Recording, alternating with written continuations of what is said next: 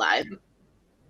Alrighty, so Zombie, you are with me tonight, and me and Ambassador were going to discuss about upcoming movies coming out in 2020. And Yeah. you said you wanted to discuss about Orville. Well, I really swapped my fandom from Star Trek to Orville, to be honest. Okay. There's been a few too many things I didn't like about Discovery, and more so the attitude of the producers than the actual show. And Orville popped up at the right time for me to really adopt it. And uh, I actually really like. It's familiar, obviously, but I think it's still very fresh, and it's got a lot of heart, and I really admired how they went for it. They set up the Okay, all right, y'all gonna actually robot just rebellion from the beginning, for Mm-hmm. example. There's some real thinking going into it that rewards you watching it. So yeah, so I'm very keen on the Orville, and I hope they get their shot. I really hope they get their good shot at it. They get 7 seasons or more, and it Mm-hmm. really powers along. That's what I hope, but who knows? What's your thought on the matter, Ambassador? How long do you think Orville should go on? I mean, do you think it should be a long-standing show? Do you think it should be a short-standing show? Or should it be just what it is, what it is? Thanks, PJ. Hi, PJ.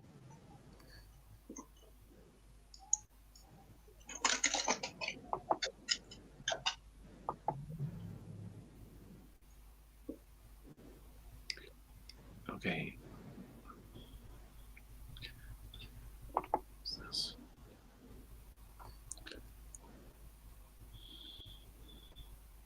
Yeah, season 13 of the Orville. That'd be really cool if we do. Yeah, I could totally see that. I could totally see multiple seasons of the Orville. I mean, I don't know how long you've been following it, Zombie, but I've been basically following Orville basically since day one, and Same. Yep. I'm supporting it wholeheartedly, completely. And I go like, okay, let's go, let's make it happen, and who knows, maybe make even spin-offs of like say movies or even some prequels like about how the union started and some other stories too. That'd be really cool if we could. Because it's a blank slate and it's very inclusive, which is how Star Trek fandom became the fandom decades ago. I think the Orville will really repay people's efforts. Whereas I think, me included, some long-term Star Trek fans, we just sort of got the sense they we weren't really welcome anymore somehow, and it's pretty hard to put a lot of writing and art and effort into a fandom and then sort of kind of get this vibe that no, you don't need to do that anymore. Like the fan films getting crushed by CBS, Mm-hmm. things like that. I just thought, yeah, nah, that's really un-Star Trek to do that. You can Yeah, tell people, that was yeah, really sucky for them to do that. I mean, that was wrong. I yeah, mean, I don't know how long you've been a Star Trek fan, but I've been a Star Trek fan since I was basically three or four, and for them to yep. literally create CBS access and make us pay for Star Trek is really, really wrong. I came on the stream last night saying that it's wrong to do that because Gene Roddenberry never had that vision in the first place. Gene Roddenberry wanted Star Trek to be for everyone. And for them to make it say you have to pay for it, that's wrong on so many levels. I, I mean, I could have to pay for it. I'm thinking, what? That's messed up on so many levels. I mean, I'm all for wanting to support certain things like that, but the thing is, if you're going to make me pay for content, that's just wrong on so many levels. Well, quite a lot of Star Trek content, which is very popular, began as fan contributions. Mm-hmm. Quite a few things. So it's a little bit wrong anyway to try and change such an active fandom into just mere consumers who just put a coin in a slot, watch something that's basically pablum, that's really empty. Because I think modern Star Trek, especially with the J.J. Abrams films, but also Discovery, uh, it's it's quite philosophically empty and has a very different emphasis to all of the previous Star Trek. It doesn't have that same humanistic, open-minded, and benevolent kind of attitude. It's become a dark sort of universe. Well, that isn't Star Trek. That's a different kind of universe altogether. So yeah, Yeah. it just stopped. It stopped clicking. I felt there wasn't an empathy there. There Hmm. wasn't a shared bond there anymore. And with the Orville, I feel all of that. I feel that whole shared bond, and it's engaging people's imaginations. I mean, you look at that guy who did the 3D printing Hmm. of the ship.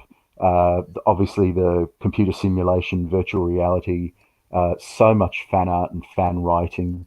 Hmm. It is sustainable. If they keep it like it is now, it's sustainable.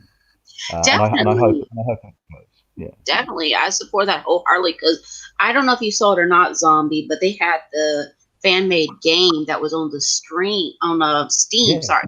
And Yeah. incredible how much they went so detailed and yet they were so supportive of this fan group to create this amazing game that's out there. And then other projects with Star Trek, Star Wars, they shoot them down like in a heartbeat.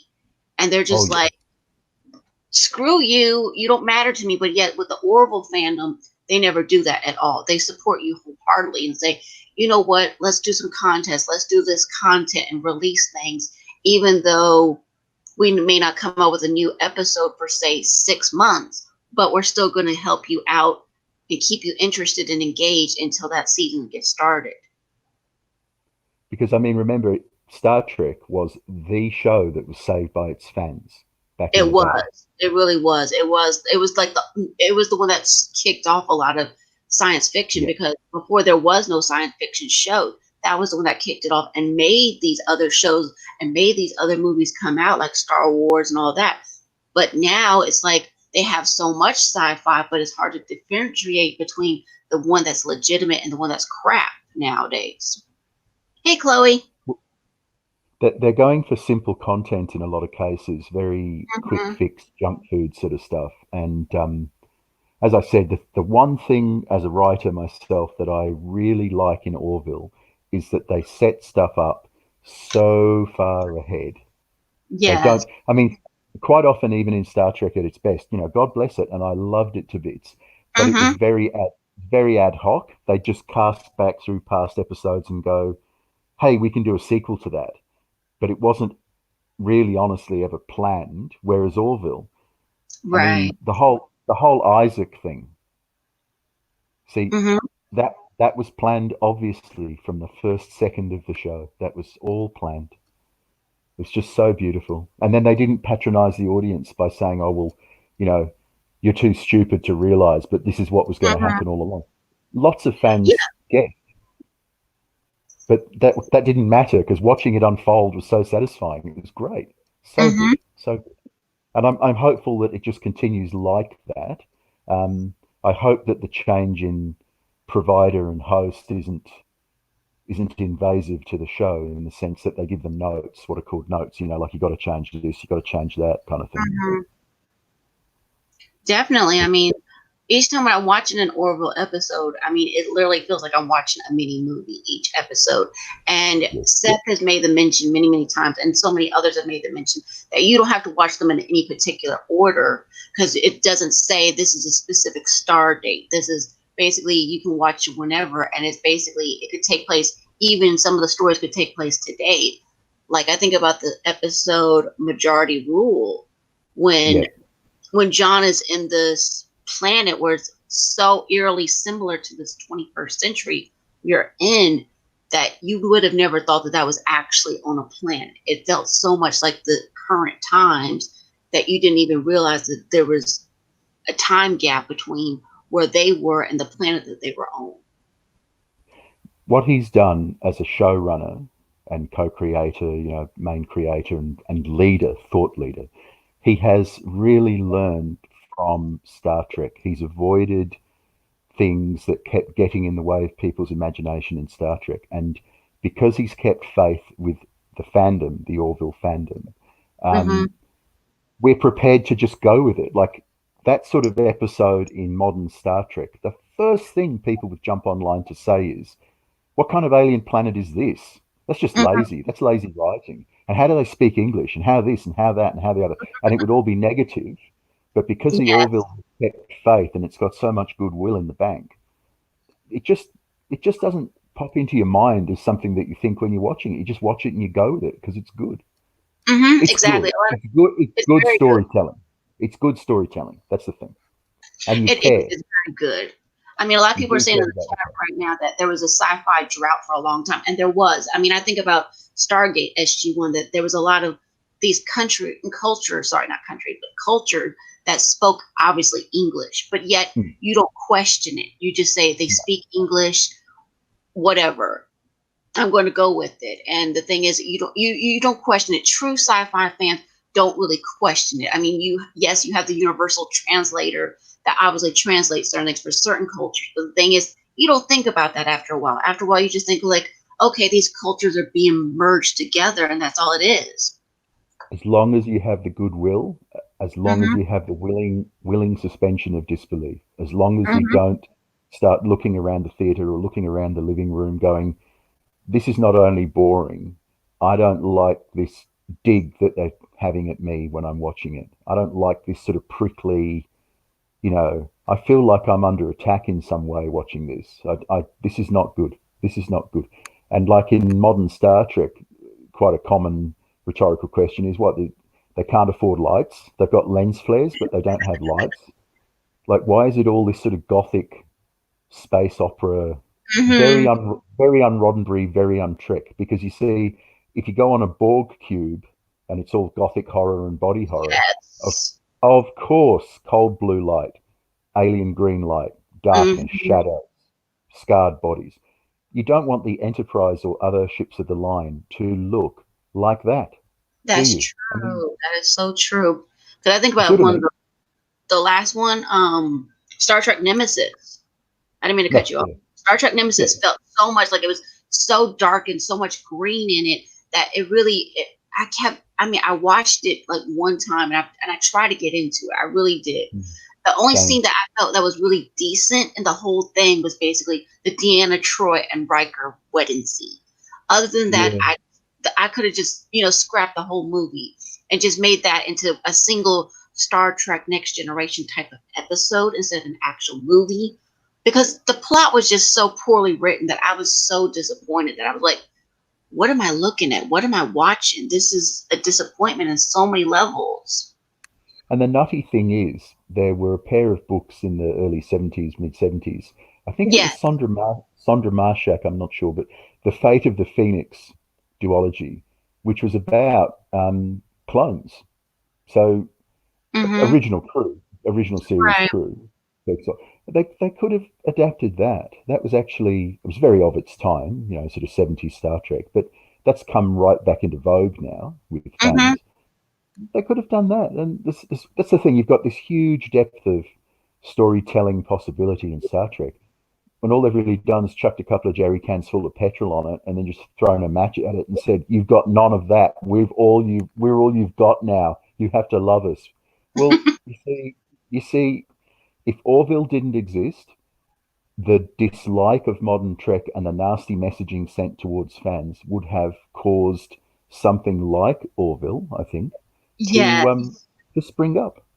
Exactly, because the fans obviously were wanting something, and I know when I found out about, like I said, Star Trek Discovery, I got like, okay, I'll give it the benefit of the doubt. And like I said, when they told us we have to pay for it, I'm thinking that's messed up. Oh, That is it is. so messed up. Why should we have to pay for something that was on network television for decades, and now they're saying, oh, now you have to pay for it? I'm thinking, wait a minute, this was the kind of chat you would have around the water cooler the next day at work with your coworkers. The kind of chat you would have with your classmates at school and say, hey, did you see such and such? Did you see that? Now it's like, if you see people talk about it, it's almost like they're ashamed to talk about that they watch Star Trek. But if you mention something like Orville, people get really excited and say, oh, Yes. I love Orville. And they're like, oh, me too. And everybody gets really excited about it. But with Star Trek, the Discovery thing, everybody's not so excited about it. And they almost like, if you say you love it, they're ready to crucify you almost. Here's a classic Trek test. You could go, who's your favorite Star Trek Discovery character? Oh my Pause, goodness. pause. I like that show. I really like that show. Okay. Okay, but But just who's they get really defensive and say they like the show and it's this and it's that. But they Hmm. don't just say, oh, it's so and so. He's easily my favorite. She's easily my favorite. Right. Now, if you go to the Orville, who's your favorite Orville character? Oh, instant response, very Definitely. much like Trek fandom used to be. It Hmm. used to be the same. And somebody said it's like TNG. It's very much like TNG, but it's actually, all blessings on TNG, which I absolutely love. It's Yeah. reduced me to tears when I've watched it at times because it's so good. But Orville can be better than TNG because there's less scenery chewing, there's less kind of po-faced, I'm quoting Shakespeare now kind of stuff. Hmm. Um, and that did become very tropey and a little bit tired, but just very predictable on Star Trek, TNG. Whereas, I mean, Voyager broke up Trek a bit, which was good. Like on Voyager, it's like, oh well, yeah, the captain does no wrong, yeah, the Prime Directive, yeah, yeah, yeah. Instead of which, Genocide Janeway, my favorite captain, is just like, yeah, well, unfortunately not. In a perfect world, maybe so, but I'm getting my crew home. I'm the mother hen. I protect my little chicks, and that means Prime Directive has to take a day off. So be it. So be it. I mean, Voyager was very subversive in some ways, actually. Oh The yes. violent Klingon, a Klingon security chief, but Hmm. essentially a violent Klingon. Um, Very good. And I think Orville, in a much more friendly way than Voyager, which had quite a lot of horror elements. I think Orville is the same. It's how one would remember Trek rather than just being a copy of Trek. You know, beige Right. corridors, that sort of stuff. And I love that it's Hmm. so unashamedly American pop culture rather than Star Trek always having to be a bit more erudite and sort of kind of, oh, we've got to use Shakespeare or something equally high school, you know, it's got to be like that. We can't just have some random big band music or some dumb Seinfeld episode because that's hardly high culture, Right. Whereas Orville doesn't have this sort of, oh, it's got to be high culture or nothing. Hmm. It, Exactly. I, And I it just I doesn't just think talk that's down really at good. you. I think It doesn't sorry, talk down at you at all. I mean, it does. I that's mean, right, you that's can right. watch it Yes, regardless of your educational level and everything like that, and they make you feel welcome. Saying, okay, yeah, you can be as smart as say Isaac or Lamar, but you can also be almost not as smart like Gordon is. But yeah, the thing is, they don't make you feel like you're that. They don't make you feel like you're in different levels of education. They just say like, okay, you're an Orville fan. Hey, welcome to the fandom. I don't care who you are, yeah, what your background is. Welcome. yeah, yeah. Union of I mean, Planets. I just wish that that had been the case with Discovery, but yet it wasn't. And I know No, CBS turned down Seth MacFarlane for creating his own Star Trek and everything. They said, "No, you can't make it. You can't make it." Now he's proven them wrong, saying, "Okay, you didn't think I was going to make it. Well, guess what? Screw you. I've made my own show, and it's much better than most people would have expected it to be." He's got this yeah, orchestra. He's got these special effects. He's got the crew. He's got the writing. He's got it all right there in that one package, and yet he's not really forcing you to pay for it. Yes, you're paying for it on Hulu, but there's so many content on Hulu that you're willing to fork over a little extra money to watch it. But with Discovery, I didn't feel like it was worth forking over, say, $10 a month for one single show. That's not worth it in the yeah. long run. That's that's right. That's right. Yeah, That's absolutely true. And the nasty attitude that went with it, though, really, no apology, no like, look, economic reality is this actually has to be Mhm. on our paid-for streaming service. Would love it not to be, Right. but unfortunately, that's where it is, folks. So we're begging you, please come on, and we'll try and value add however we can. Instead of which, it was like, you know what? It's on streaming, and only haters won't watch it. The end. Union Point Yeah. said so perhaps the idealism a la Roddenberry could have come across as Shakespeare, as Zombie says. I don't think so at all, because Roddenberry was a participant in Esalen, along with Joseph Stefano from the Outer Limits. I'm actually the guy who runs the Outer Limits wiki on fandom, so I'm an Outer Limits PhD. But Shakespeare in the 60s was not seen as high culture in the way that it is now. It was a means of creating a common culture based on education, which was something the original Star Trek just hammered. The education level had to be there. And it's more of a Platonic idea, the idea from Plato and to a lesser extent Socrates, that you cure ignorance, you cure evil. So Orville has got that, but in a more everyman way. Like, yeah, Shakespeare's fantastic, but you know what else is fantastic? This episode of Seinfeld. So Orville has updated the Roddenberry concept of humanism and open-minded benevolence, but also the more modern or more almost, dare you say it, new age idea. You can find essential truth everywhere. It doesn't have to be from Shakespeare. It doesn't have to be from Shakespeare. And No. because Seth MacFarlane plays a character who can't even remember a quote, it's relaxing everybody. It's taking away the stress of trying to hold yourself to the standard of Picard, who even Picard himself can't live up to. It's giving you permission to fail on the way to success. And I think that's really essential. Really is. I really think that's a strong message from Orville. You can redeem yourself. You know, Mm-hmm. it's a redemption because it is a Exactly. redemption story. It is a redemption story. Definitely. I mean, I wish more sci-fi genres could be like that. I mean, sadly, with the Star Wars genre, it's so divided now that there's fans that are Oh, literally turning on each other, and people are oh, saying this isn't the it's, Star Wars I grew up with, and I know it's not. And I see the division, and everybody's like horrified because I was talking to USC last night about this and how the theaters were literally packed full of people, and now they're practically giving the tickets away to get people just to come in the doors. And that's sad because, like I said, that used to be the most popular fandom out there. Now it's like, I don't know. I mean, I'm not going to put in the list of numbers, but if you were to say fandoms, it's probably maybe if it's fortunate, maybe the top 50. And it used to be in the top 5. Now it's dropped down so much that people absolutely hate it. Well, they're well, saying, I think it reached a natural end. It was always going to. It was always going yeah. to end. They all do. The only one that won't end is something like Trek or now the Orville, where the basic premise, and basic Mm-hmm. formula will survive, and you have actual legacy characters. So, in other words, the new captain of the Enterprise, and then, well, it's the new captain, not an Enterprise, but similar. And then they Mm-hmm. change it up. They reflect it. That can go on forever. It's actually become a subgenre of storytelling, similar to what used to be the sailing ship captain stories in Right. the age of sail. You can change it up, do this, do that, do the other. And Roddenberry was aware of that. Remember, he said it was Horatio Hornblower in space, and Nicholas Meyer picked up on that for Star Mm-hmm. Trek, Star Trek 6.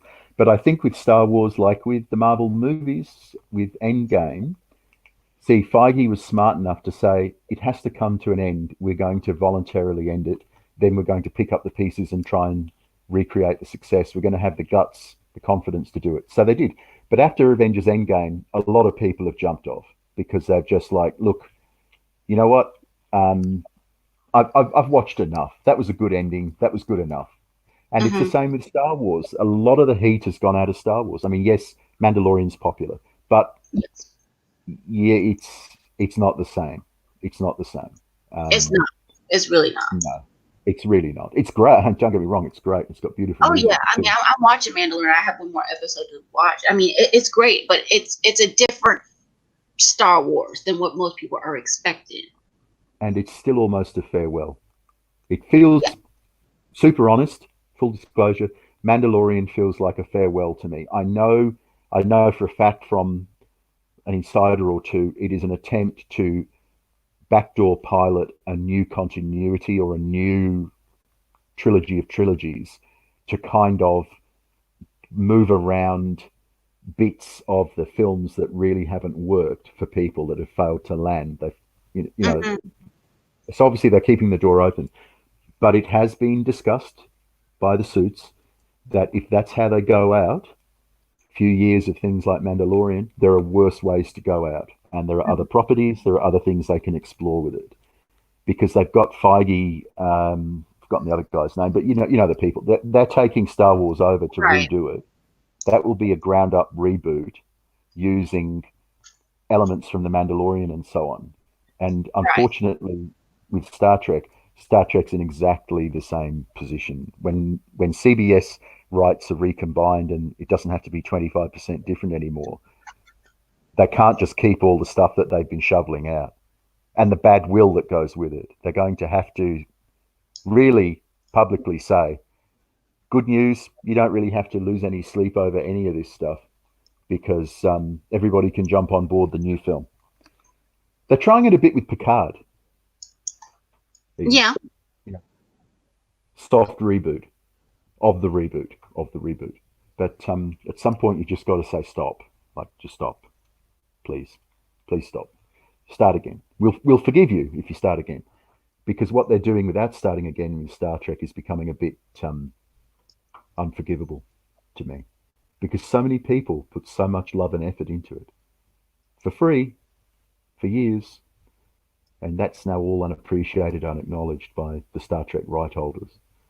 And I think that's pretty wrong, to be honest.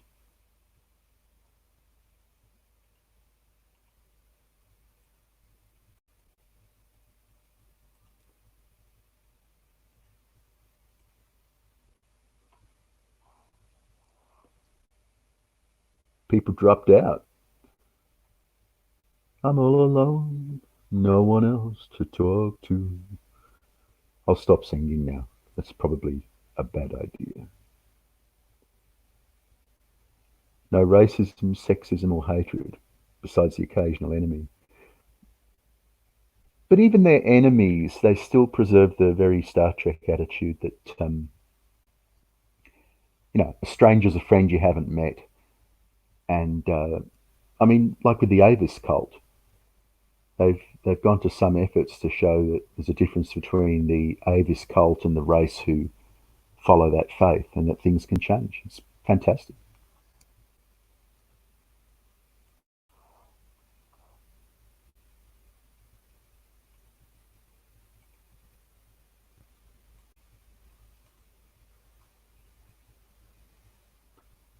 So it would seem. So just chat attack. We've got plenty to talk to until the lady comes back.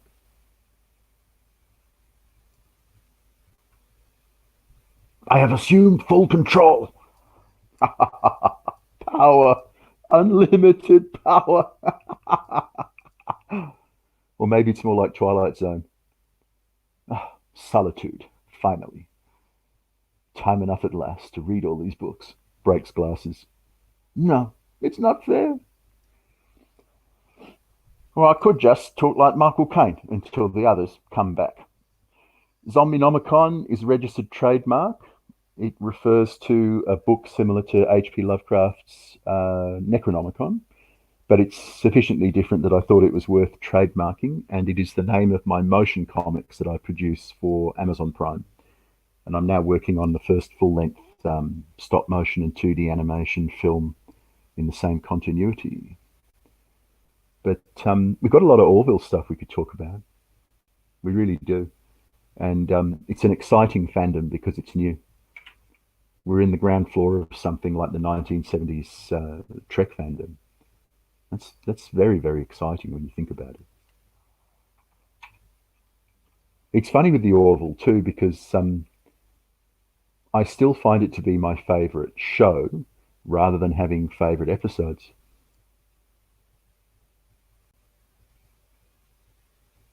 Well, there'll be more. I mean, I just happened to see the lady show up in my timeline, and I thought, why not? Well, this is the beauty of Streamlabs, Alysia. You see, this is the technological marvel that has us all at its mercy.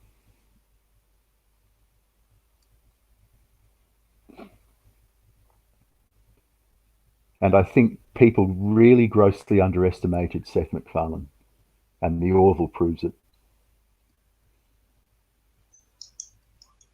Okay, looks like I'm back. You have the com. Well, thank you for taking over for a little while. So yeah. I stopped myself singing, so that's something. No problem, no problem. I had to figure out what was wrong. So, is there any? Me and Ambassador were going to discuss about movies that are coming out in 2020. Is there Yeah, any movies that you're looking forward to seeing? The only one I could think of that I really was interested in was maybe that new Ghostbusters movie. But other than that, I really didn't see too many that I really, really want to see. But I'm not sure. I'm looking forward to seeing it, even though it's going to be Ghost Things or Stranger Busters, or it's obviously a Stranger Things influenced version of Ghostbusters, but that doesn't necessarily make it bad. But yeah, I'm looking Mhm. forward to that. There's a few weird and wonderful art house type films, which as a filmmaker you kind of end up paying a lot more attention to than any normal person ever would. But um, I films, no, the potential Outer Limits reboot, um, because obviously I run the Outer Limits wiki, so I'm a Outer Limits, you know, obsessed fan. That could be good as long as they don't do it the same way they did Twilight Zone, because it's fine to have politics. It's fine to have all of that in it, but you've got to balance that out. You can't sell out your audience to clobber them with a message. You've got to be confident that the sort of people who like genre shows are intelligent people. They've got some depth to them. Let them pick the pieces up. Don't try and just force feed them. But yeah, Ghostbusters definitely. The new Marvel ones. Eh, yeah, Oh, yeah. I looks like we mean, got Ambassador back too. Cool. So let me add him in. cool. Hey, Ambassador. Good evening.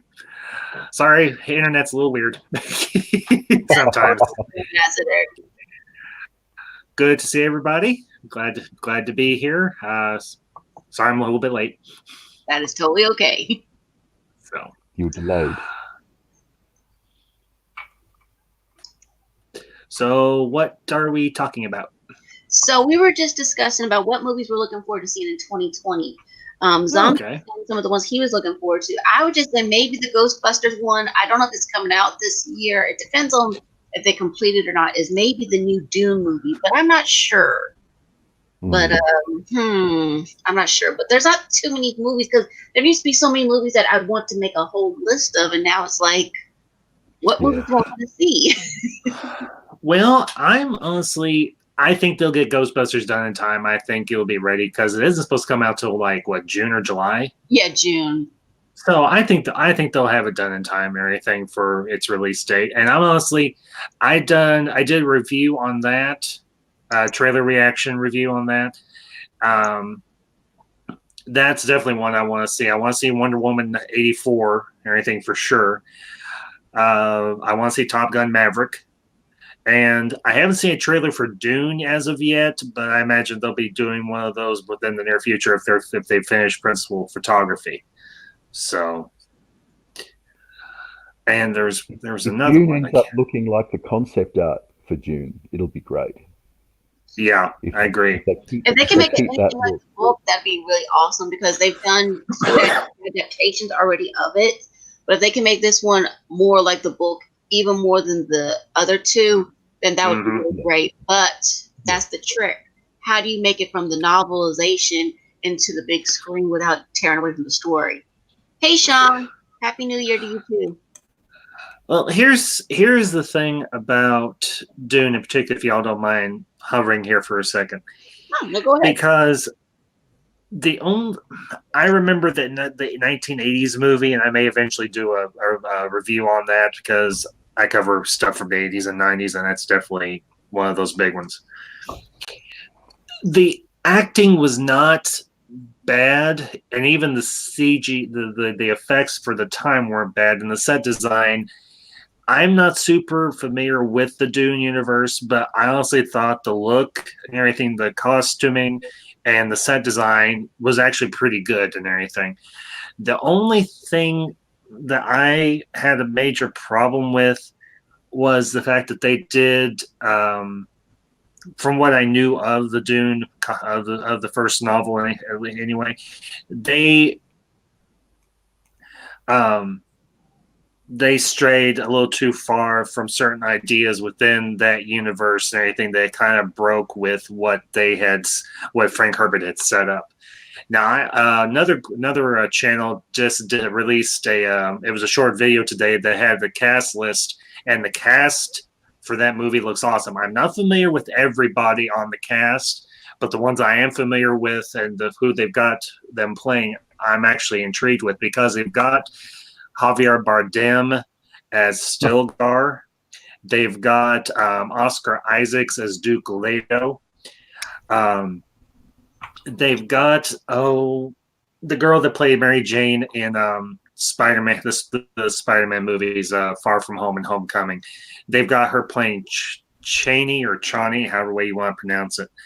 Shani. And they've got a lot of other good actors and everything. It looks like everything, and they look like they would and everything, or how they were described and everything in the novels and everything, at least in a rough way. They've also got Josh Brolin as Gurney Halleck, who Patrick Stewart originally played in the 1980s movie. Yeah. So I'm honestly seriously excited, because from what I've heard, Denis Villeneuve, who did Blade Runner 2049, and he's done a bunch of other movies that have been very well received and were relatively popular and everything. He was supposed to be writing, I think, or at least directing this, and the guy knows his stuff. So, and the other interesting thing is they're actually splitting up the first book into 2 movies. Okay. At least from what I've heard. So I'm honestly excited for that. Uh-huh. Yeah, there's a lot to cover in the movie, because the thing is, there's a lot of stuff that's left out from 1984 version, and the thing is that they left out a lot of stuff. I mean, they don't explain unless you read the novel. You're going to be behind, like, who is Jessica? Who is the Duke? Why is this woman trying to test Paul and make him more and why is this test so, crazy the way it is? And the fact that his sister, with his mother's pregnancy with his sister, why is it so crazy the way it is? Because a lot of people don't realize that until you read the novel. Because I was asking my mom constantly questions like, why is this? Why is that? And she said, you know what? You have to read the book. You have to read the book. And when I read the book, then it started making sense. But the thing is, they didn't cover that in the movie. That's the sad thing about it. The only decent adaptation that has been done of the first book, anyway, and they did was off of the Sci-Fi Channel when they did it as a mini-series, and it worked fairly well as a mini-series and everything. They had a good cast and everything, and the story was more true to the source material. A lot of the smaller details were etched out better because it was a mini-series and everything. And Dune is such a thick and dense, heavy book that the only way you could do it is either as multiple movies or as a mini-series, because you've got so many characters and you've got so many plots and subplots going on within that one book that it would be difficult to try and cram it into a 2-hour movie. They would have almost had to do it Lord of the Rings style, where if they were going to do the whole series of books, and I think there's like 5 or 6 books in the just the ones that Frank Herbert wrote, there's 5 books at least and everything, and they would have to do it along that same vein. They would have to go Lord of the Rings or anything where they shot it all simultaneously and everything. But the only problem is you have between the first and second books, you don't have that big of a time jump, but between the second book and onwards, you have very vast, very large time jumps where you have people. I think it people. would be better as a Game of Thrones type show. It shouldn't be movies. They should do it Game of Thrones style. They should have made it into a mini-series. And also the people making it should actually read all the books. If they're going to do Dune, read all the Dune books first, so it doesn't come as such a surprise. Well, and here's the other thing. They could do it Game of Thrones style, and that could work. It could work as a TV show and everything. And you could have, at least through the first 2 books, at least you could have the same cast, because Sci-Fi did do a follow-up miniseries and everything called Children of Dune and everything, but actually combined, I think it was Children of Dune and God Emperor of Dune and everything. At least part of God Emperor. Two of those ones. Yeah, I remember that one. Yeah, and everything because that actually they do a huge time jump in it, and I think they combine at least 4 of them. I think they combine books 2, 3, and 4 in that one Children of Dune because there's so much that they cover because they cover his children, his sister's suicide, and they cover something else. But it's like it's really well they cover the plot against Leto and his sister Ganima. And they cover the second revolt and everything by the Fremen there on Arrakis. But if they were going to, I'm hoping that this first movie is successful because honestly, aside from Star Wars and Star Trek, Dune has been one of my favorite sci-fi franchises that has been done and everything, or has been around for a lot of years. And I even read the books or anything, the prequel books or anything that were done by Brian Herbert, who I think is Frank Herbert's son, and another guy, Kevin J. Anderson. And those books were so darn good because it goes back and everything before any of the events of the first movie or of the original series of books, and it covers the 3 main houses. It covers House Carino, the Emperor's, the Pasha Emperor's house. It covers House Atreides, and it covers House Harkonnen. And those books were so darn good. I mean, even if you know the history a little bit, you can still follow along because it actually deals with Leto as a young man, and it deals with this plot and everything amongst the 3 houses, or at least I think in that particular time frame, House Carino wasn't plotting against House Atreides, but you did have House Harkonnen that was still antagonistic towards House Atreides. And they even did another series of books that goes even further back in the history of Dune and everything that deals with the revolution against the thinking machines. The Butlerian Jihad. Yeah, the Butlerian Jihad. There's actually a channel on YouTube. It's called Ideas of Fire and Ice. That guy knows his Dune and he knows his Game of Thrones, and he does a lot of he has done a lot of good content and everything on both those franchises. So, but I feel like I've monopolized the conversation now. I'm sorry. So no, you're fine. You're fine. You're good. So. But kind of getting back on track, I think some of the other, like I said, one of the other movies I'm interested to see is obviously Top Gun, Maverick, and everything, which you've got. On track. I'm honestly excited for that one because Top Gun's one of my. Say one more time. I didn't catch a single word he said. No, go ahead. Who's zombie? I didn't say anything. Oh, I thought you did. Okay. No. No, I don't know what that is. Okay. Who knows? But I think the interesting thing about this, it looks like it's not going to be a straightforward another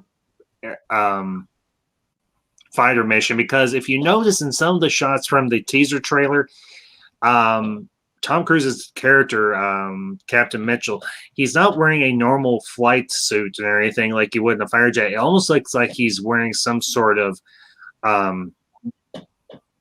like a suit you would wear for experimental flight testing, or even something that would go in like something for NASA. So I'm wondering what that's going to be all about. That's interesting. Yeah. Because they haven't made a Top Gun one since the 80s, right? Nope, this is the first sequel they've done. Just like this is the first official sequel for the Ghostbusters one, so hopefully they can live up to it and make it worth it. From what I've seen of the teaser, it looks really incredible. So I'm like, you know what? If they can make the teaser that good, and then they should hopefully make the movie that great. If not, there's going to be a lot of pissed off fans. Oh yeah, It's more also so a than with. pattern that can then be used for Star Trek, Star Wars, and everything else, because Ghostbusters 1 and 2 are the continuity that the new Ghostbusters references. There hasn't been a ghost in 30 years, quote unquote. So the female Ghostbusters is just off in its own little world now. If they can see that casual viewers and fans can both just go with that to get to the film, and that will happen for Star well, Trek, Star Wars, and a lot of others as well, I think. Well, I have my theory about who I think the family is related to. So, okay, who do you think it is? I think it's Egon's family. Is that? I'm trying to remember. Is that Rick Moranis' character? No, Rick Moranis was the guy that played the accountant, Louis Tully. No, that is. Oh, good grief! Not Ivan Reitman. Who's the other guy who played Egon? Harold Ramis. Harold Ramis. Yeah, Harold Ramis. Harold Ramis played Egon. Yeah, because he's the one that passed on. So, because this is my my rationale for my position. If you look at the grandkids or the kids, the son, the daughter, or in this case, it's the grandson, the granddaughter. They both have the dark, kinky, curly hair, and the one girl and everything, or the granddaughter.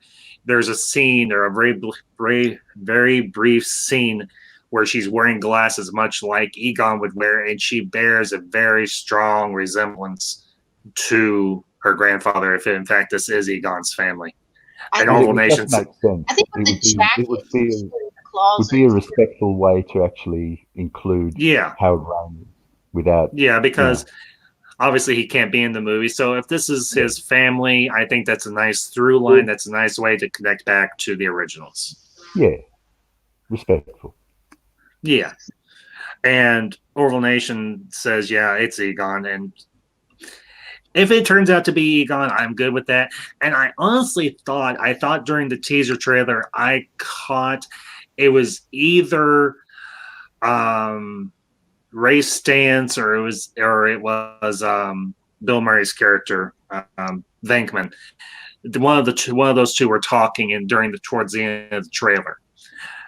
I can't quite pick out who it might be, but I think it's one of those two. So we're definitely going to get at least, well, from what I heard and everything, they had got back all the original cast. They got back the 3 surviving Ghostbusters, plus they got back Annie Potts. So I don't know if we'll have Sigourney Weaver in this at all. We may or we may not. Oh. Okay, Jeff B is saying he never saw the Ghostbusters 26. I didn't see it either, but I saw enough of the trailers and stuff. Don't. I don't. Jeff B, don't do it. Don't do it. It is not worth your soul. Don't do it. It will suck out your soul. No. Yeah, that thing was a train wreck from the word go. It was about as bad as Charlie's Angels that came out this year or last year.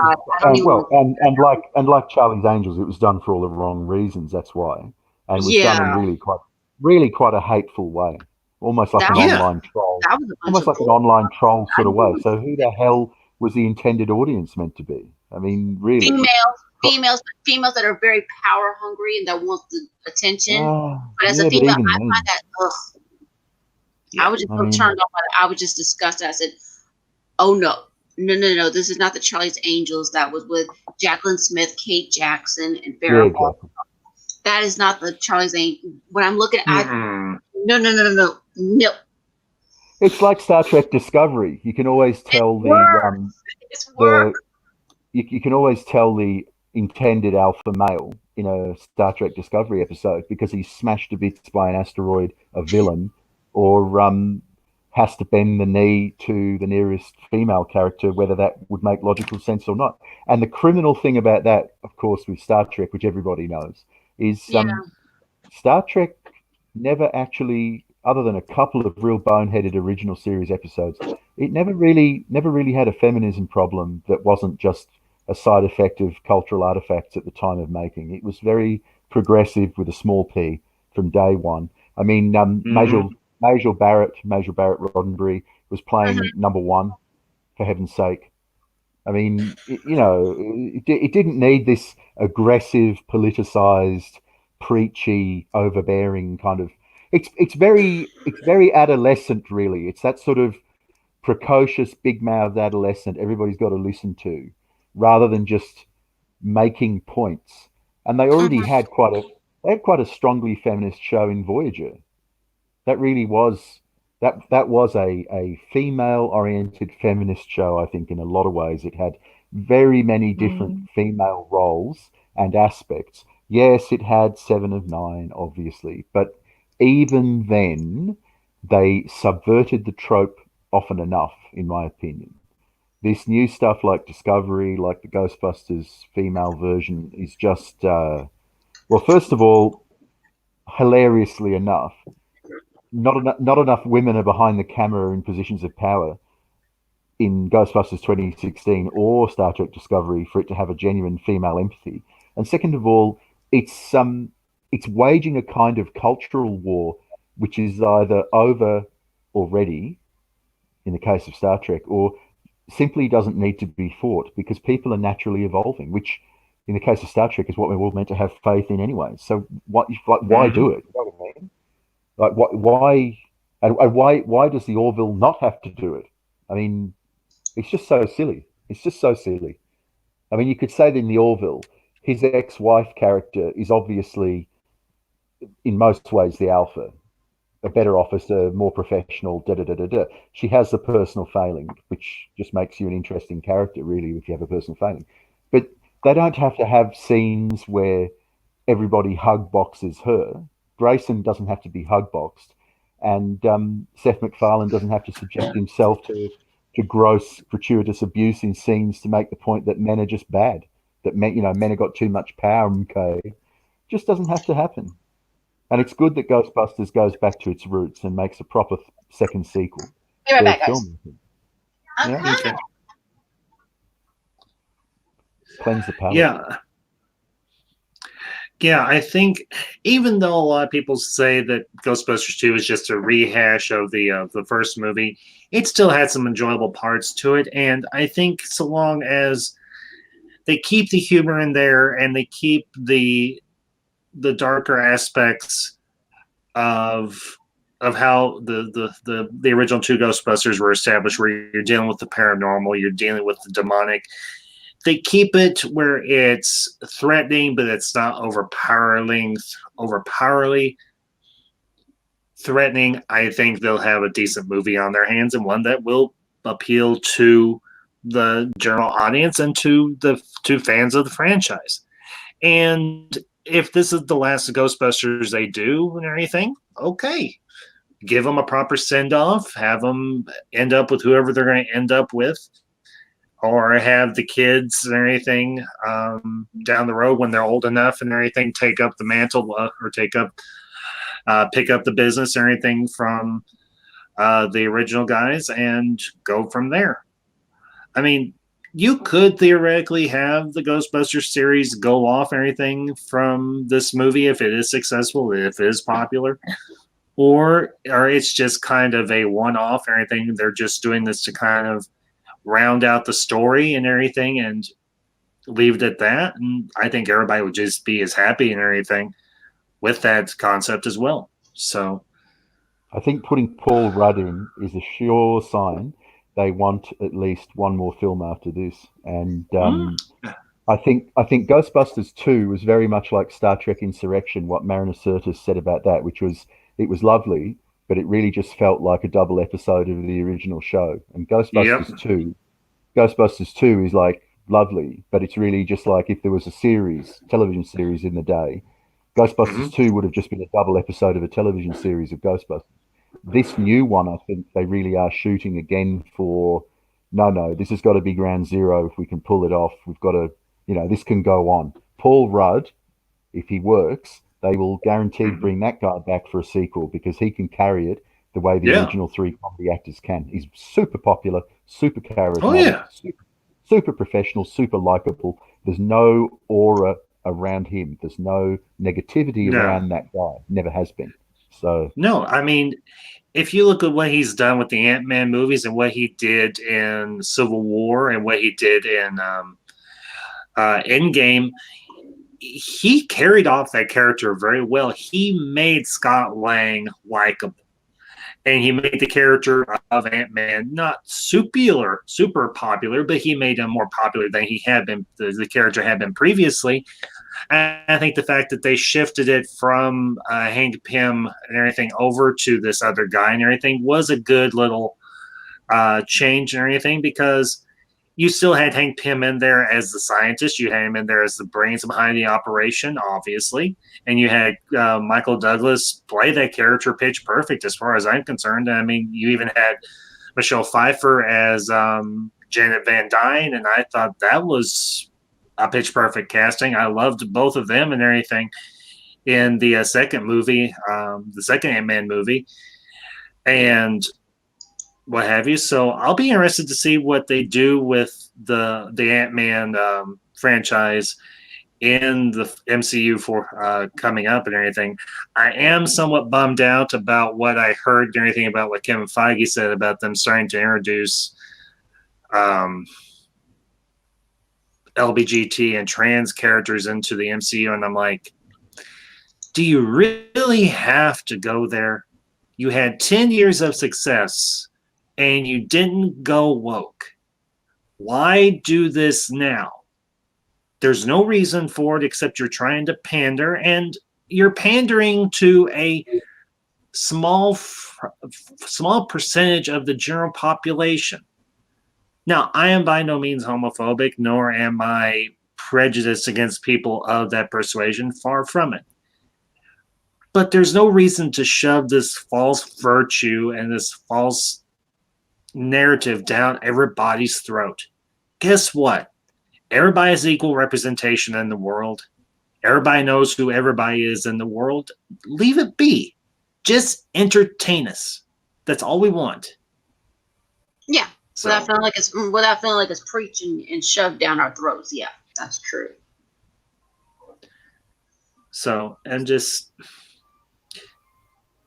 like I said, I am by no means a bigot, nor am I prejudiced against people that are homosexual. Far from it.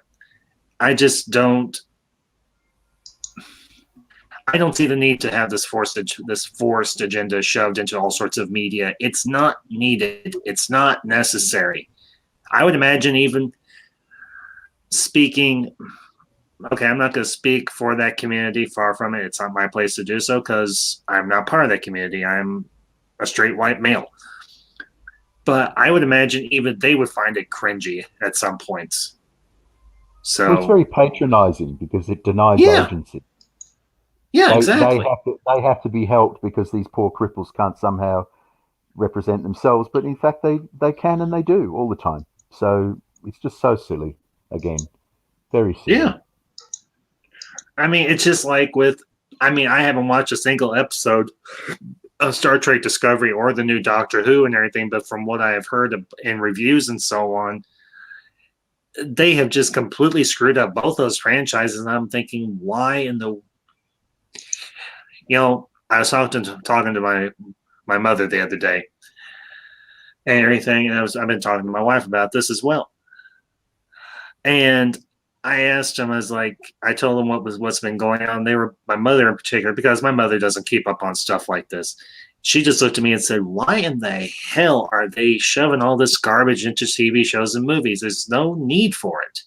Everybody's got an equal voice. Everybody can have their own say, so just leave it be. I mean, she hates the fact of what they've done with Star Wars and everything. My mother's in her 70s. Mm-hmm. And she's by no means what you would call a nerd. Far from it. I am. My wife is. But my mom is she's of the mindset, this is just dumb. Well, the thing is, Ambassador, I think they're trying to get it on the younger generation to get them. It's okay to do that and saying, more equal opportunities, even though I myself view it as wrong. But the thing is, they want the younger generation to say it's okay to do whatever you're going to do. Well, but here's the other thing too. Your younger generation is starting to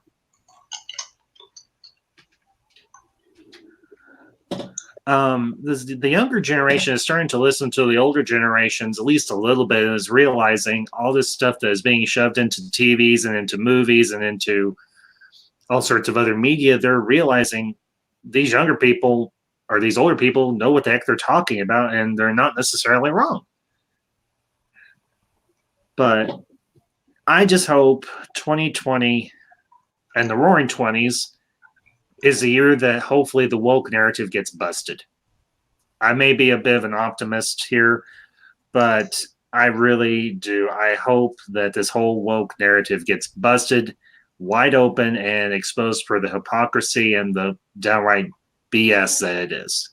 But we know exactly how it's going to go. It won't get busted as such. It'll be exactly like blaxploitation, where you had the independent Harlem theatre in the 30s and 40s. Then you had terrible racist stereotypes in some films at the same time as you had really quite sensible portrayals of people of color, or for that matter, Chinese, but rare.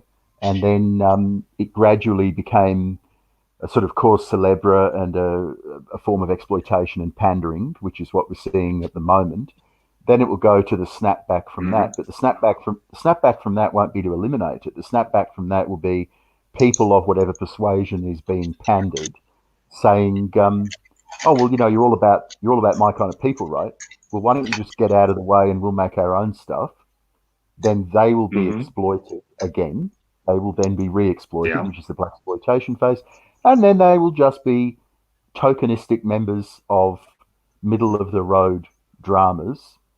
The same way there has to be an Asian child, a black child, a couple of white children, one of them impliedly Jewish, possible. That's just sort of box ticking. It'll just become another form of box ticking, because at the end of the day, the producers or executive producers, the money people, play safe, don't like risk at all, and only do things like this if somebody else has convinced them that there's a market sector that they can take over using it. And whoever's telling them that at the moment is on drugs, because there is no real market sector. They keep thinking if only they can somehow get this Antifa market, because they see the passion. What they're looking for is people who show commitment to a cause, to turn that into commercial exploitation. But not all causes that people show commitment to can be monetized. And in some cases you wouldn't want to. You see, you just wouldn't want to get them into your tent, because if you get them in, it's not about the people they claim to represent. It's about destroying. It's like Comic Book Hut said. A lot of these people who campaign and push and agitate, first of all, aren't the kind of people that they claim to represent. And second of all, are doing it in such a horrible way because they're anarchists and they want to destroy stuff. That's what they actually want to watch the world burn. They can't be reasoned with and they can't be sold to.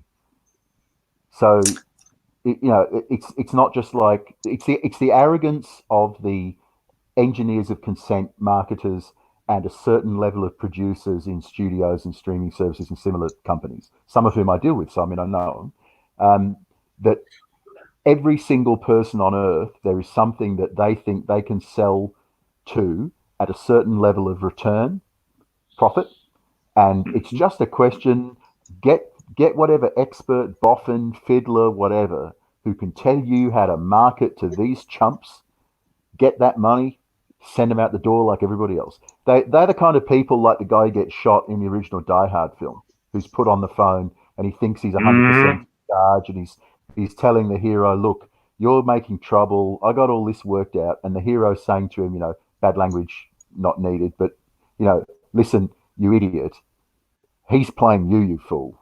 Don't you understand that? That's what this level of producer never accept. Never accept. Never ever accept. And Star Trek, the Orville, Star Wars, any kind of science fiction or fantasy automatically is inclusive. It has non-human races, non-human species, and quite often it already has transsexuals, hermaphrodites, even simple transvestites. I mean, the original Star Trek, The Next Generation, there's the somewhat remarked upon background extra walks past wearing a skirt when he's a man. Yeah, and I think that Did we need to have 4 years of seminars about that? Did we need to say that he was so brave in a hashtag? They just did it. They literally just did it casually, like, yeah, it's the future. So what do you think the future's well, like? Like, you and I know, think honestly I think that was more so not so much as a social comment, but I think that was just matter of fact that they didn't have enough proper costumes at the time, so they just well, I know slapped it. they And lampshaded it.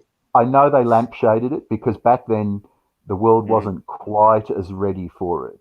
But yeah, there were a lot of other solutions. If that was the real story, which I don't believe it was, but if it was, there are a lot of other solutions for a background actor. If you look at the background actors, they quite often wear dyed jeans, like the original Luke Skywalker costume was just, white jeans. So mm-hmm. Star Trek tried to make us better people for a long, long time, for many decades. And Yeah. it's terribly, terribly sad they've stopped, because now it's not about being better people. Now it's about explosions, lens flares, and really the politics of envy and hate. And that has no place in Star Trek unless it's one of the villains. And No, and that because the concept that you would have the equivalent of the CIA in Star Trek, I thought that was a terrible misstep when DS9 introduced that, because that's very unfair. yeah, what is it, Section Section 13 or 31. something? Section 31. 31. And then to say, no, cool guys, because our new show's going to be Section 31. Okay, so now we're supposed to cheer the villains on. So we really, which is the mirror universe again? Are we in some kind of horrible parallel world of Star Trek? I guess we are. I guess we are. Yeah, because Roddenberry's original vision was to show humanity evolving to a better state than what we were at the time or what we are even now. And not to mention the advancements through technology that have made the world a better place and have allowed humanity to go out into the stars, and for the stars to be a crucible in which humanity does better itself, that it becomes more than it was. And it was very much a place of equality where you had you had humanity interacting with all these different types of alien races, and at times we kind of got off on the wrong foot, but eventually we came to an understanding with one another. And to see Roddenberry's vision so badly and so cruelly just cast aside for a bunch of wokeness and a bunch of, as you said, lens flares and explosions, thanks to Mr. J.J. Abrams, is very, very sad. And it's almost it's a degradation, and it's a spit in the face to Roddenberry's legacy. It Now, doesn't respect authorial intent. That's what it really comes down to. The original yeah, author's intent has to be mm-hmm. respected in any successful adaptation in any medium. It's as simple as Yeah. that. Well, and it goes for Roddenberry. It goes for, I think, everybody that worked for 50 some odd years on Doctor Who up until the current iteration. Yep. It goes to George Lucas as well. Yep. Because what we have gotten, and I don't want to get on a big thing because I'm honestly kind of Star Wars out. I just want to make this one quick comment about this. What Disney and what Lucasfilm in particular, under Kathleen Kennedy and the two directors and the Lucasfilm Story Group have done is they have completely and utterly broken this franchise and everything, except for this one little corner that hasn't been ruined yet, and that being The Mandalorian. Because I have not watched the show, but from what I've heard from so many reviewers and everything, it is actually a very good show. It is top notch. It has been very well received, except for the minor backlash against Baby Yoda or the love of Baby Yoda, whichever you prefer. But when it comes to the cinematic universe of Star Wars, the Disney trilogy or the sequel trilogy, whatever moniker you want to use for it, has just completely broken lore and has broken the faith of 40 plus years of fans, from the original fans that came up with the original movies to the fans of the prequels, of the Clone Wars TV show, of Rebels, and everything else. is just completely broken faith with that fandom, and it's a shame because they could have done any number of things with those movies, and they decided to go stupid. So Well, they didn't even have a consistent plan movie to movie. yeah, no kidding. Yeah, I mean that's the other thing. This is a side effect of a civil war power struggle in what people would probably call Hollywood, but really production companies fighting within the shell of different studios. So J.J. Abrams and his wife, he secured a $500 million deal at the same time as his wife was knocking people off using the Me Too movement, for example. So this is about the consolidation of power. Now, what you want to do as part of that, this has nothing to do with art, okay, or any kind of interest supposedly in what you're making. This is all about power and money. So what you have to do is destroy the consistency of other people's intellectual property so that if it continues, it is your glued back together version of it that you have a lot of IP rights and control over, rather than always having to be beholden to George Lucas or Gene Roddenberry's estate, so that they are then not a kill switch over what you want to do going forward. That's all it is. That's if you understand that and the politics of power at work in a very money hungry industry. And look, all industries are money hungry. I'm a tiny Z list part of it. I'm not saying I'm not, but you've got to be real, okay? There's no artistic conversations at that level. Yeah, they can go to conventions and yeah, they can get the applause and bring people out on stage and blah, blah, blah, blah, blah. The days of that having any legitimacy are long gone. And if Picard, for example, was such a great honking idea, why did they not lead with Picard instead of Discovery? It's all part of the plan, because he did that for money, because he really likes money, and God bless him. So if they had any plan that related to servicing the IP and keeping it alive properly, like the Tolkien estate until recently always did, then you would have led with Picard, right? You would have led with your right hook. Get everybody back. Get everybody back. New fans, old fans. You could have done the whole thing. You could have, okay, here's the top 10 things you need to know about Star Trek before you watch the new Picard show. And I'm talking at a million miles an hour, but here you are, and here's this hot girl who's going to tell you all about phasers. You could have got millions of people, but no. It was about who was going to run streaming versus who was going to run free to air, which is dying, and can CBS get a seat at the table in the studio streaming wars? And the answer now is more or less no, they can't. So back we go to the drawing board with Picard, and at the same time, as luck would have it, completely accidentally, I'm sure, the licenses are being recombined. The Redstone experiment's over, didn't work, just caused absolute chaos. See, but the Redstone management style is chaos. He likes chaos. He likes bombs going off, because what that does is flush out pretenders and people who he thinks and his daughter thinks don't have death, guts, and business. So unfortunately, things we love and love to watch and love to think about and exercise our imagination in relation to, they don't matter a damn. What matters is power, exercising control and creating a fiefdom. And then when I've got my fiefdom as a producer and I go exec and then I go co-producer and I get a script consultant credit and I get my son in and my daughter and my cousin who wants to be a cinematographer, when all of that's there, then sure, get these irritating artistics back in. Yeah, then I'll have a meeting with creatives. When I got my money, when I got my land secured, they can bore me to death all afternoon about Gene Roddenberry this and how many nacelles a ship's got to have and the rest of this crap. I mean, if we can sell toys, it's about toys. Discovery didn't sell toys. The moment that happened, Discovery was a dead man walking. Walking. Because here's the thing. Some friends of mine. Oh, okay. Because here's the thing with merchandising for your various IPs that are out there nowadays.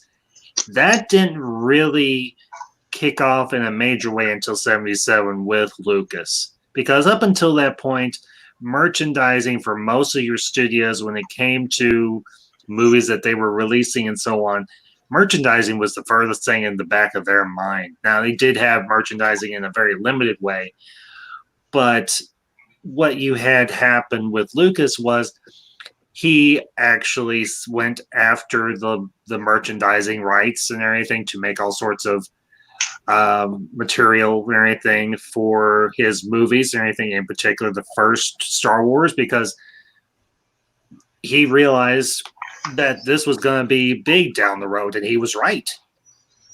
Because up until this point, the most profitable sci-fi movies that had come out before Star Wars was 2001: A Space Odyssey and the original Planet of the Apes. Now, of those two, the only one that had a toy line, and even just a limited one, was Planet of the Apes, and it was not that profitable. It wasn't that popular. But now, several years down the road, if you've got any of that stuff from that movie, it is very valuable because it's so rare.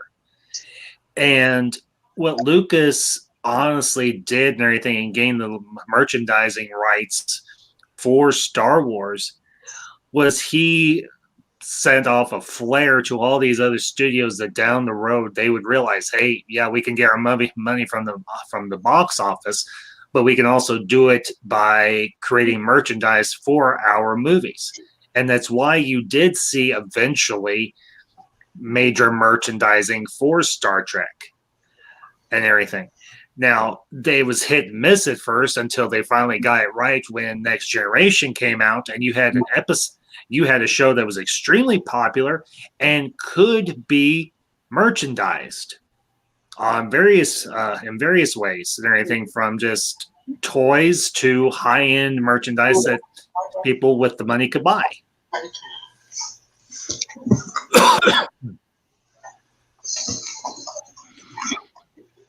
Yeah, I mean, a lot of these executives sadly have forgotten the little people, and that's the unfortunate thing. It used to be a really good system, but now it's nope. So I'm thinking, fellas, why don't we wrap this up? So Zombie, do you have a YouTube channel by any chance that you want people to know about your channel? I have a channel, but it doesn't matter. I really only have it because one of the film festival submission sites that I use requires me to have a YouTube channel. I don't need subscribers or anything like that. I'm fine. But I think it's important to have these discussions. And since I'm a very strident critic of some YouTubers, I think it's better if I'm just not seen as ever chasing subscribers or whatever, because I think ethically that leaves me open to charges that I'm just attacking them to try and big my own channel up, and I'm certainly not. I'm attacking them because I don't think they have credibility as cultural critics, because they change their positions. They don't have any consistency in what they critique about Star Wars, for example. They're against it, they're for it, they're against it, they're for it.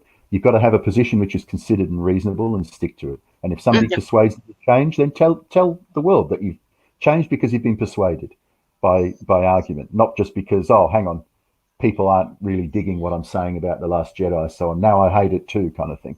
If you love if you love The Last Jedi, say that you love it and say why. I'm an Outer Limits fan. I run the Outer Limits fandom site. Okay, so I know what it's like to have something I love that other people go, not only do I not really like it, I think it is actually one of the stupidest things I ever sat through in my life. I mean, I thought you were I've had somebody say to me, I thought you were quite smart, quite a well-educated guy. Now I find out that you love this Outer Limits crap and you're talking about it like it's Shakespeare. What's wrong with you? What is wrong with you? So I just think you've got to be a credible critic, which I hope all of the three of us are. And so I'm not chasing subs. I just want to have cultural critique, which makes all of these genre shows and all media better, and it re-engages with fandom the way Trek used to, in an age where we're trying to be turned into consumers who just sit there like battery hens. Not going to happen in my case. I'm just not going to tolerate that. It's more to life than servicing their streaming services. And I can respect that. And I mean, I appreciate you coming on and chatting with us tonight anyway, Zombie. I really appreciate that. So, Ambassador, can you tell us a little bit about your channel in case somebody's curious about what your channel's all about? Well, I just started mine a couple months ago, and I cover primarily pop culture from the 80s and 90s. That's my main wheelhouse. I also do mix in a little bit of stuff on religion, in particular Christianity, because I am a devout Christian, and that's the focus of my channel. I do periodically. I will do a trailer reaction if it's a trailer that I was interested in. If it does kind of tie into the 80s and the 90s, and we've had a few that do that. I am working on a series and everything. I've taken a little bit of a respite from it and everything on the Babylon 5 television show, because that was a show that I loved to death and everything from the 90s and everything. I'm going to be picking that back up in the next week or so. But that's what my channel's all about, honestly.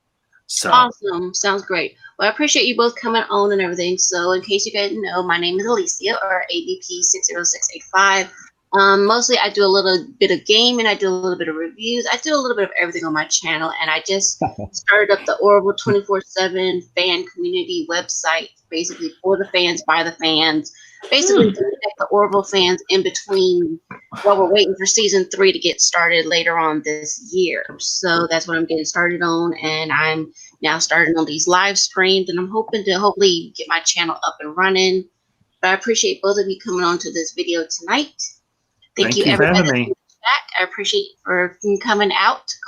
Chloe, Drunken Deity, Orville Nation, who's already left, but everybody that's come out here tonight, I really appreciate you guys coming. Make sure you guys are subscribed to my channel so you guys can make sure you see more videos like this. So anything else you guys want to say before we log out? It was Zombie. It was a pleasure to meet you. Likewise. I like to cut your jib, as the old saying goes. and thank you to everybody in the chat and everything. The few that I recognize: Orville Nation, Jeff B. It was good to see y'all. To all of you who are new to me, glad you were here. Thank you. All right. Well, thanks, Ambassador. You're welcome. I'll see you guys around. Okay. Okay. All right. Later now. All right. Bye, everyone. Thank you all for coming, and I appreciate everything that you have done to show your support for my channel these past couple of weeks and everything. If you're not subscribed, please make sure you are, because like I said, YouTube is slowly dropping subscribers for some of us YouTubers, and we're trying to get monetized for that. So I would really, really appreciate that. Also check out Orville, theorville247.com, so you can find out more about the Orville Nation, so we can stay connected in between seasons. So my name is Alysia, also known as AVP60685, and I will see you guys another time.